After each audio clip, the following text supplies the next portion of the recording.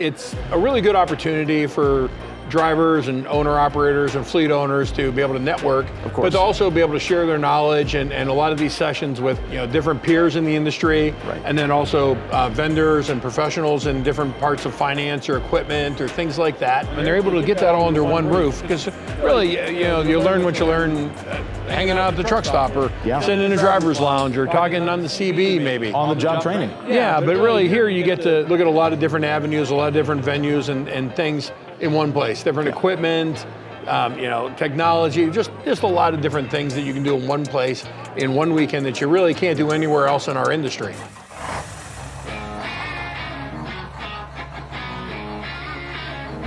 Welcome to the State of the Industry podcast with John Elliott, a third-generation transportation professional, immediate past chairman of the Truckload Carriers Association, vice president of the American Trucking Associations, and founder and CEO of Load One.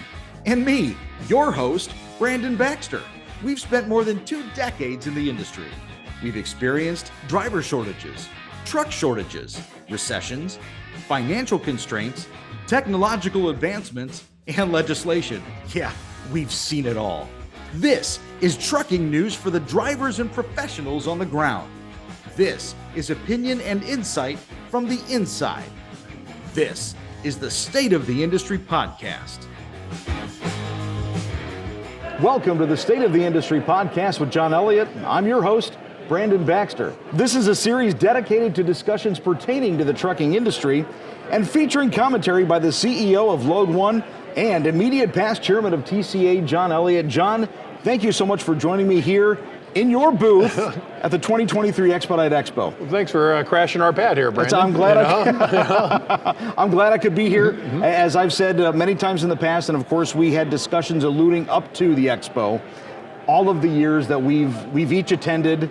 This is where I met you for the first time 15 years ago. Been downhill since then for you. It's been downhill since then. So your impression of the Expo so far, it's your opportunity to get back out there with the folks. It just opening up really today, our first day, and that it's good to be back. It's really the first year, I'm going to say, that's a full real year after the pandemic. Yeah. So it's a little more normal than I think. Even last year, it was the first show after pandemic, but it was really very post-pandemic, and a lot of people still were very cautious and that. So it's, I think really I'll say return to normal. And that, whatever that is in the expedite industry, because that seems to change all the time. In the expedite industry? I don't know. It's definitely been a roller coaster the last few years. Unfortunately, I think we all know it's been on the a little bit more of the downhill side of the roller coaster for a lot of people. 2023 so far, and that's just keeping it real. We've discussed that in the past. With the economy, the roller coaster that we've been having, it's kind of where we find ourselves right now. But we also find ourselves here at the Expo, a lot of the same familiar faces we've seen over the years, whether it's with carriers, fleet owners. Talk about some of the people you're seeing. Is it nice to see them, or are you hiding in the closet? Well, it all depends. It's always a mixed group and that. But, like I said, you've got some competitors who are also very good friends. Of course. And do a lot of business together and work together. You got a lot of vendors that are here. And it's good to see some of those guys, because some of them, this is the only time you see them all year, really. Especially to see all these people in one place. Some of the fleet owners, there's a lot of drivers who I'm going to say are big Expo fans. Who never miss one and this, that. And then you've got a percentage of people that are like new every year and come. So it's a real mixed group. And like I said, it's just Friday now, so we got a whole weekend ahead. Right. And you mentioned some of the newcomers, right? And early on you brought up the fact that we have quite a few educational sessions. I myself have been a part of quite a few of them this morning, throughout the afternoon. I hope you learned. I'm not learning a thing. However, we hope that everyone else does. That's the idea, that's fair. Right? Well, that is fair. So we've got that going for us, which is nice. But that aside, talk about that. You've had some people who've been speakers for these sessions. You're going to be speaking tomorrow.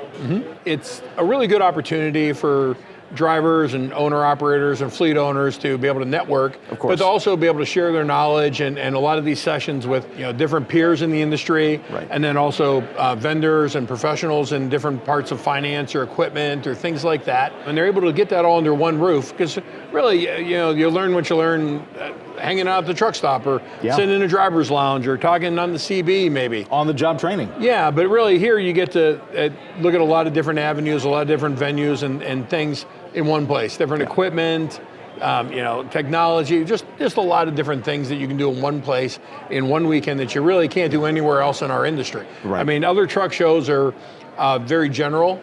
The few that are left, I mean, so many of them are gone now. Yeah.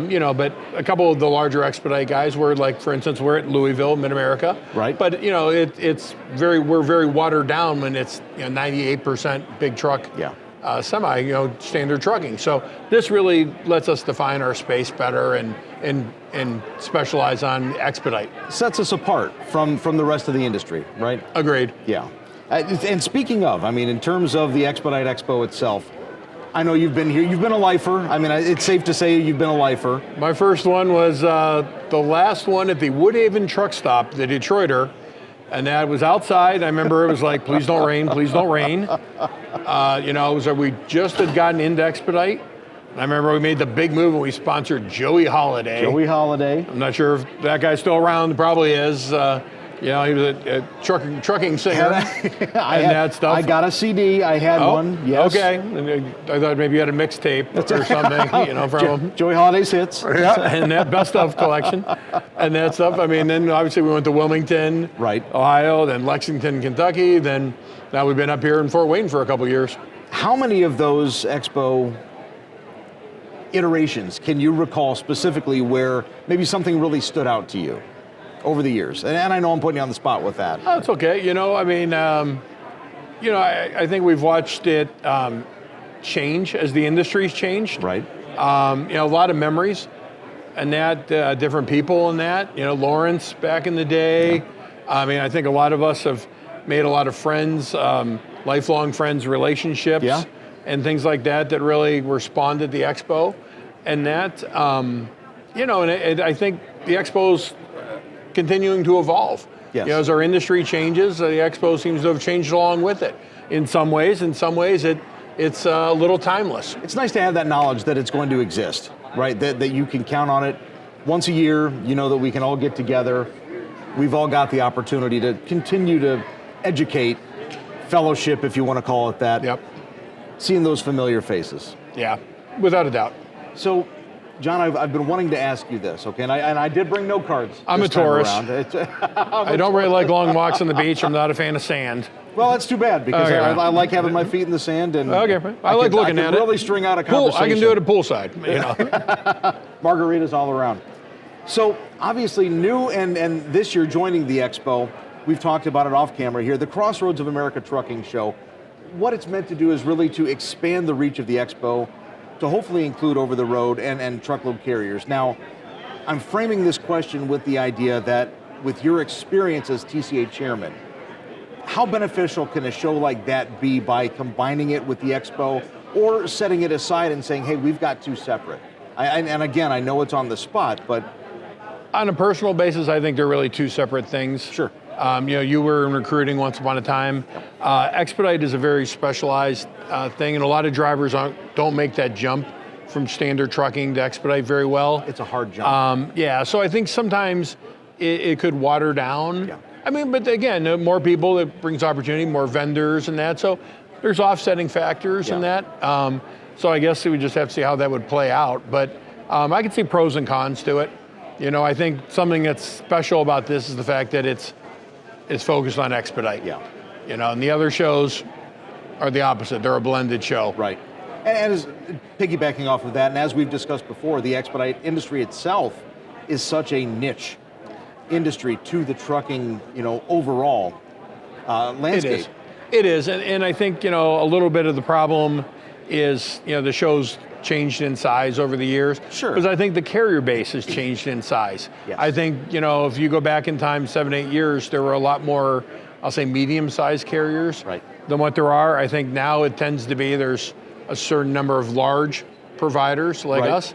And then, we grew and that to become one of those. But then I think it's a lot of smaller carriers on the bottom. That middle seems to have shrunk a little bit, that demographic. And again, that could change over the next few years. Sure. We have to see what happens, the way the economy is and things like that. I'm not sure about that. I think you might see some consolidation in the industry. Acquisitions, merger and acquisitions we're on a big tear over the last few years. Right. Right now that's kind of slowed down, I think, with the rough economy for freight. A lot of carriers' numbers are not as good. Their EBITDA and their bottom line has not been as strong, so they're not as marketable, or nobody wants to sell your stock at a low price. You want to sell during a high time. Absolutely. So, between that and interest rates being up and that, because I can be honest with you, we were in the market and we would anticipated 2 acquisitions already this year was our plan. Right. And the economy just put those on hold because it wasn't the right thing at the right time. So, we'll see what happens in that, but I don't think it would surprise me to see some consolidation in the industry. And unfortunately, if the economy stays rough, you may see the thinning of the herd a little more. Because strong carriers will survive, and they're prepared to run these cycles. And unfortunately, a lot of people jumped in this business over the last few years when the market was hot. You could get rates that were unprecedented. Oh, yeah. Insurance costs were very high. Interest rates were high. Equipment was extremely high. I mean, people bought in at the highest of everything. Well, it's hard to pay all those high bills when the rates come down to moderate. Right. When the bottom drops out like that, it's hard to stay afloat. Yeah, and it was very unusual. I mean, this has been a very unusual freight recession. I would love to tell you I understand it. When we talk about, the president was talking about Bidenomics and toting things the other day, and you look at the stock market and you look at consumer spending and these things, yet freight volumes are down dramatically on trucking, ocean, air. It's like, the whole world's not digital downloading everything, so I have a very confused understand how A and B don't equal C. Right. And you've said it before, trucking itself, and Expedite, well, let's set that off to the side in this case, but trucking itself is often a lead indicator to what we're seeing in the economy, and we're now right about the halfway point through the year.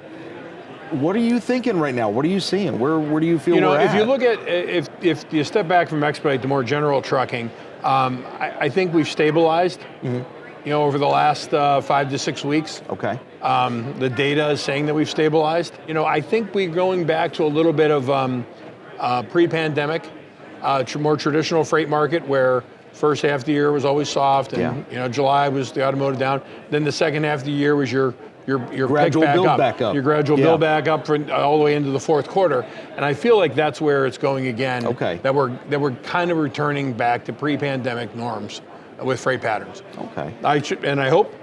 Yeah. I hope I'm right for everybody's sake. Absolutely. Absolutely. And hopefully, and again, maybe myself, I'm the eternal optimist, but I do like to think that going off of what you just said, perhaps the Expedite Expo and what we're doing here this weekend could possibly be a springboard, at least on the Expedite side, for the industry. That's incredibly optimistic, but wow, the power of the Expo. How about? We're going for it. All right. We're going for it. I may not be Kreskin, but we're going to go for it. That might be a little bit of a stretch for one weekend, but hey, I'll take it if it works. Listen, I'll vote for you for president. There we go. For those watching or listening, read between the lines. Yes. There's an asterisk next to his name. Brandon Baxter. Yes. Terrible dad jokes, you're welcome. Thank you. How beneficial is it for, and let's, again, back to the Expo. Load One, we're actually in the booth right here, right now. How beneficial is it for Load One to be here, to be a part of it every year as you have been, and what you're getting out of it, the company itself? You get a certain amount of reward for being here. I think, you got to step back and look at a bigger picture. Yeah. And that, one, is tradition. Two, if you're going to be a primary carrier in this industry, I think you need to be represented at something like this or the major events in our industry. Yes. I think it represents the brand and it represents for your people. I think it's also good to support the industry as a whole. We sponsored the barbecue last night. Yes. And a number of other things throughout the weekend. And a lot of that's for our competition and their drivers, but that's okay. Because those companies are hauling freight for Load One a lot of times and hauling freight for us, and we need to nurture the industry as a whole and try to give back as a whole. Right. So I think it really, you have to look at the big picture. It isn't, you came from the recruiting side where people are like, okay, how many drivers did you hire? How many trucks did you sign on? And that's not realistically how it works. I mean, it's part of a process. You'll talk to some drivers, some owners here. They'll see an ad. They'll see a Facebook post. You know, they'll be at a truck stop, and odds are then they're going to talk to one of our drivers 6 months from now and be like, yeah, so how you like it there? And boom, boom, boom. That's when the conversation happens. Yes. And then they talk to recruiting and that stuff. So it's really part of a holistic process, I guess. Hey, sorry to interrupt your podcast listening. Okay, actually, I'm not sorry. I honestly wanted to interrupt for just a couple moments and talk to you about John Elliott and Load One. Okay, look, John and I have known each other for years. We've worked together in some capacity over that frame of time, but honestly, right now, having the opportunity to host this podcast with him has been fantastic. And what's fantastic for you, the driver, the owner-operator, is an opportunity at Load One. That's right. This is an ad spot for Load One. They're currently recruiting for owner-operators. So if you've got a straight truck, you've got a tractor, you are a team, maybe you've got a sprinter, you want to run Expedite, you want to run truckload, get in now. Get in while the getting's good here, because Load One's got great benefits that they offer you. Layover pay, paid moves. They've got a wonderful driver's lounge tailored specifically to the driver, and all you have to do is go to their website. It's load1.com. That's load, the number one.com, or you can apply directly at Expeditors Online or go to justcdljobs.com. They've got their stuff plastered all over there. You click on the link, you fill out the application, and I promise you, driving with Load One is going to be the best decision that you've ever made. All right, now back to the podcast. With you guys being here again, and I want to mention, we've talked about it before, but your Wreaths Across America truck, your truck is brought in by, you have a fleet owner with this truck, correct? And talk about them a little bit if you don't mind. Yeah, Tom and Tina Evans. Tom and Tina Evans. They're here. And then Mike and Heather drive this truck for them. Tom and Tina started, oh God, I wish I knew. Terrible. I mean, I could yell to him. He's sitting over there, but I don't be too classy, but I'm going to say probably, Tom, how long you been with me?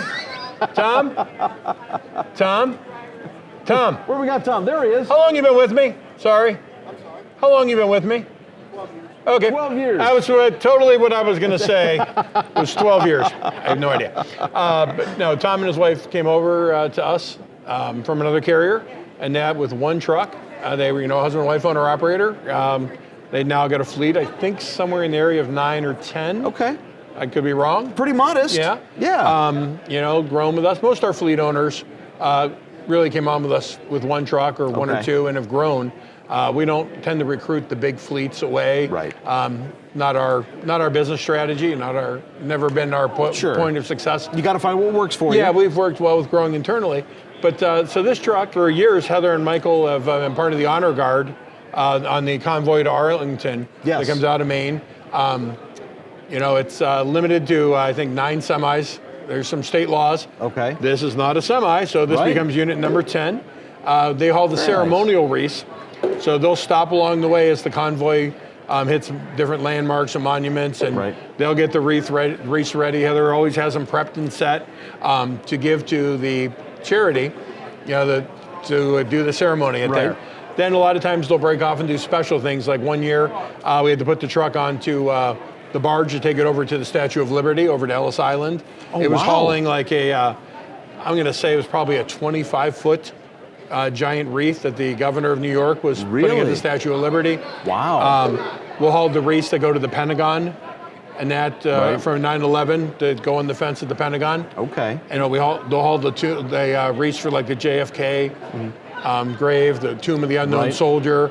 So I'd like to tell people it's with easily the most sacred load that we haul all year is what this truck hauls on one trip. And I can only imagine the amount of honor, not just that, the amount of honor that not only Load One has in performing these tasks, but that Tom and Tina and Heather and Mike, that they have as well, being a part of that. That's pretty awesome. Yeah, they've all been big supporters for years, and that it's a great charity. It's close to our hearts, all of us. Once you do it once, and I can remember like when Tom and Tina did it originally, and that before they had Heather and Michael take over. Once you do it once and you see it and you see the wreaths going down and that, it's pretty moving. I mean, I can tell you early on, we went in a day early to Arlington ahead of the convoy and delivered some wreaths, and I don't remember what area it was.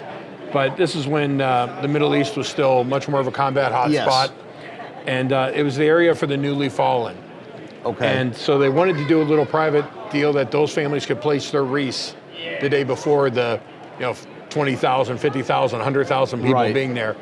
And I'll be honest, I was a veteran in that. And when you're there and you watch little children and wives placing the wreath on their husband's grave and laying on the ground crying and those things, it just, I mean, I'm on the other side of the truck like, pull it together. I mean, because you see the reality of the consequences of war and battle, and what the true payment is in blood to defend our country and defend what we believe in. So once you do some of those things and you're there to take part of it, it's really a hard thing to never ever say you're not going to keep doing. Sure, absolutely. And that I can only imagine. I've not been in those shoes. I can only imagine. I tell you, if you ever get a chance to, even on a local cemetery, it's pretty amazing. If you ever get a chance to go to Arlington for it, it's amazing when you see hundreds and hundreds of thousands of headstones, and to watch that. And you would think it would be like days, and it's literally hours to transform Arlington. Wow. It's just. I mean, when you're there, like 100,000 volunteers showed up. I mean, it was like. That's amazing. Yeah, it literally amazing. Is amazing.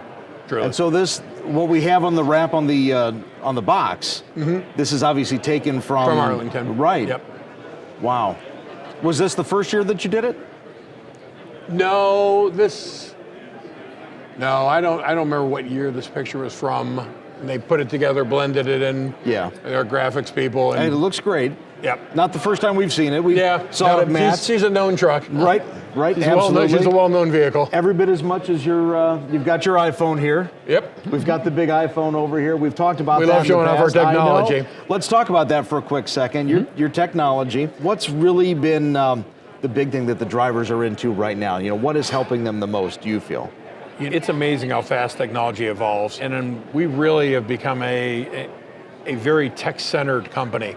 Right. In that, we're getting ready to launch our complete own transportation management system in-house, and the stuff we're about half launched right now in the automation, the AI that we're using already. Okay. I mean, it's a scary word. I mean. I know. After watching Battlestar Galactica and Terminator a lot, I'm a little nervous about it, but it's amazing. You're partnered with Skynet? Yes, the processes that we've already been able to do.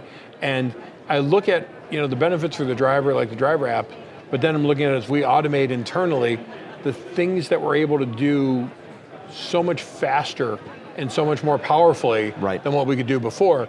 Now when it was times when you would look and say, okay, when a human had to take a bid load or look at a bid or customer email and put together a load and put in the system and quote a customer, that we were able to automate so many of these processes so fast that we're able to respond so much faster, and speed wins a lot of times. Yes. And we're able to hence Expedite. Yeah, and when you look at like a bid board, and we're able to extrapolate that data and come up with intelligent process and bids, and we're able to bid now 90% of that freight, where before on a manual process, you may have only got 40, 50% of a bid.